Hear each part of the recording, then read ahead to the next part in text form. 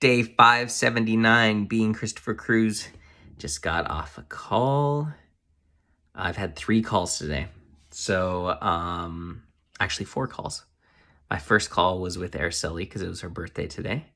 My second call was with my client from Colorado. And we're going to continue her coaching, which is awesome. And she's going to pay her bill, which is awesome. I just need to reach out to her tomorrow and figure out how and when and how much and all that good stuff. And it was interesting because when I got up, I was going to go to the office because I was like, I'll feel more comfortable doing my calls in the office instead of like walking around the forest. And I was like, that's just me trying to control it. Like if God has a blessing, you know, if someone's going to buy something or pay a bill or whatever, it doesn't matter if I'm in the office or the forest, like it's God's will. And so I was like, all right, just go walk, go in the forest. So I did the call there.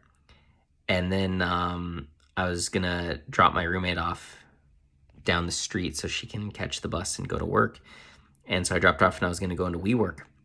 And I just felt like so much like anxiety and sadness. Like I felt a lot of guilt because, you know, it's Araceli's birthday and I really want to go see her.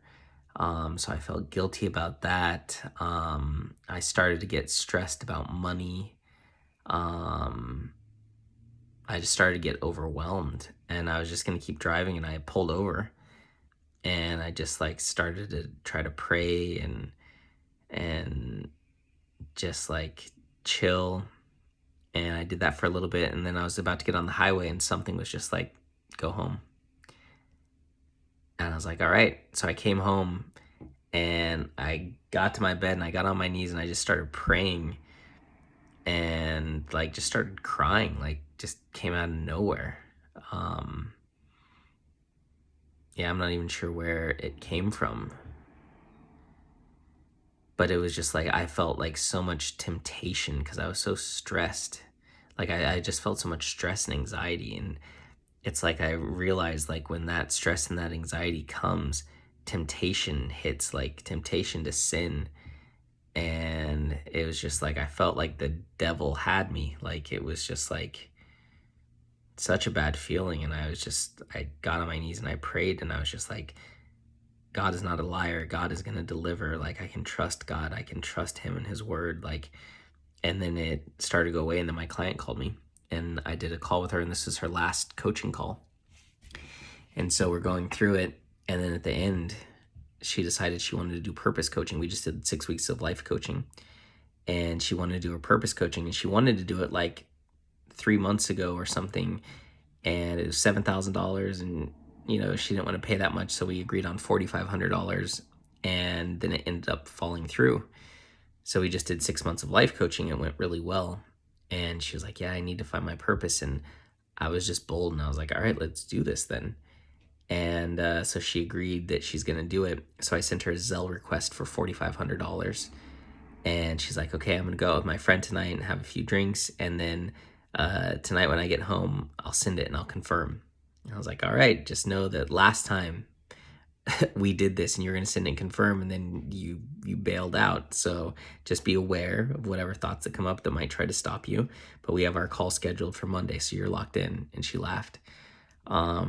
And I was just like, okay, maybe that's where the money's going to come from. That would be amazing. I'd be good to go then. This whole time I have this in front of me. Focus on me, not the storm. And so that call was good. And then I came back in here and I prayed. And again, I was just crying and I was just like, I was like apologizing to God because it's like, I can't do this without you. Like, I don't have the strength to resist sin. I don't have the strength to not judge people. I don't have the strength to not eat bad. Like, I just don't have the strength. Like, I'm just like, I can't do this alone. Like, and I was just crying. It was so crazy. And then my mom called and I talked to her for a little bit and then I had to jump on this call and I had this call with this guy who's a speaker and he had me on his podcast a few months ago, but he couldn't publish the podcast because he's like a Christian and he's a coach, and like I was fully self-expressed, and he loved it. Like, he loved it. And his team was like, I don't think we can do this. It's not really in alignment with the brand. So I remember he called me and he was like, Chris, I'm so sorry. I'm so sorry. I loved our conversation. It was so powerful. I was like, I get it. It's totally good. I get it. I understand. And so I just felt called to email him the other day. And I was like, hey, I just want to let you know I'm on this journey to Jesus. And so we scheduled a Zoom call. So I just talked to him, and he's been like reading the Bible every day of his life except one day for the last 35 years. And he said, Chris, there are people who are like committed to the Holy Spirit or something along those lines, and then there are people who are filled by the Holy Spirit. And he said, you are filled by it. And the things that you're doing, the actions that you're taking, like, it's different. Like, what you're doing is so powerful. God has a huge calling for your life. And I was just talking to him, like, my financial situation, how scary it is, and also how freeing it is. And he's just such a good, genuine guy. And he's like in his 60s, I think. And so, I'm going to keep him updated on my journey. But he prayed for me afterwards, and he said, God just put a wall of protection around Chris to protect him from the temptation from the devil, and the temptation of Satan, and the lies that he's going to try to tell Chris about you and about himself. Like, just put a wall of protection around him. And I was like, yeah, that is what I need, because I realized in those moments of doubt, that's when like the devil attacks. Like, when the doubt comes up, or when I let the stress come in and I stop focusing on God, like, that's totally different. And he was saying, like, there's a difference between you trying to grasp the Holy Spirit and letting the Holy Spirit grasp you. Like, you might try to hold on to the Holy Spirit, but just surrender and allow the Holy Spirit to hold on to you.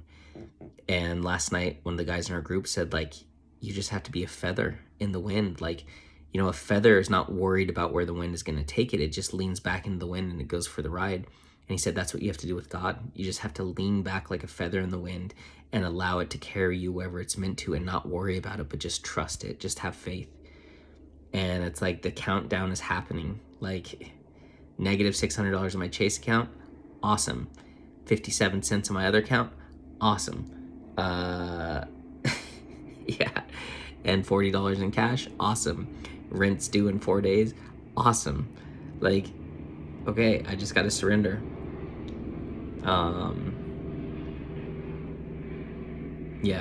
But I believe the money's coming.